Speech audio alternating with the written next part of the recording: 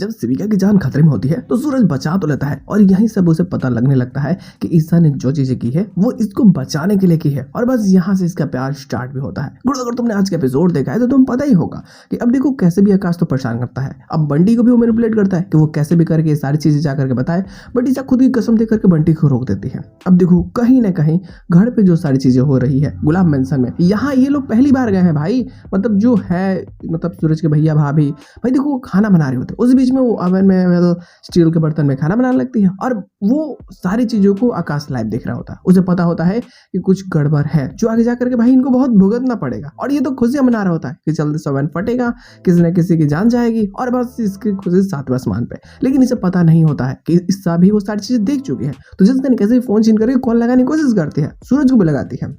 बंटी को भी लगाती है, बट कोई कॉल उठा नहीं पाता और ये चाह के भी बचा नहीं पाती है। लेकिन कहीं ना कहीं इस चीज़ के बारे में कि ओवन में स्टील है सूरज की दाई माँ को पता चल जाती है, वो आती है और कैसे भी ओवन को बंद कर देती है और बहुत गुस्सा भी करती है। लेकिन जब सूरज आता है ना उस ऑफ मतलब किचन में, तो वो जब देखता है कि यार यहाँ सीसीटीवी कैमरा है तो वो सीसीटीवी कैमरा काट देता है। अभी छानबीन करने लगता है कि वो कैमरा आखिरकार लगाया किस लिए गया था, आखिर उसका काम क्या था, ये अब यहाँ से कुछ सोचने लगता है। लेकिन इसे जैसे कि आकाश से बदला लेना है तो कमिश्नर से मिल करके उसकी ड्यूटी को शिफ्ट करवाता है, मतलब कि अजीब तरीके से। अब देखो ये सारी चीज़ें तो इधर हो रही होती है और कहीं ना कहीं आकाश भी वेल ईसा को टॉर्चर करता है, लेकिन पुराने घर में है और इस चीज़ की खबर बंटी जब देता है तो कहीं ना कहीं अब सूरज के लिए नफरत,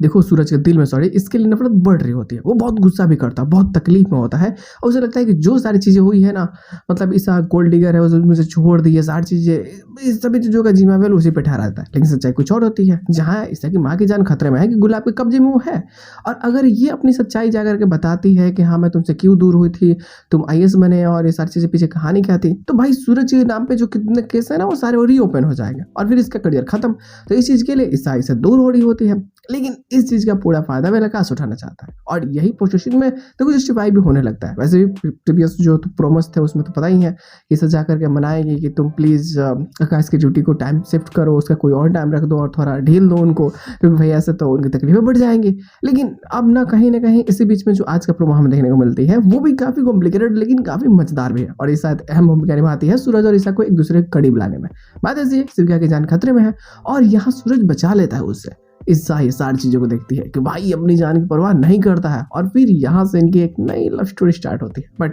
फर्क इसमें ये होता है कि ये दोनों को ही पता है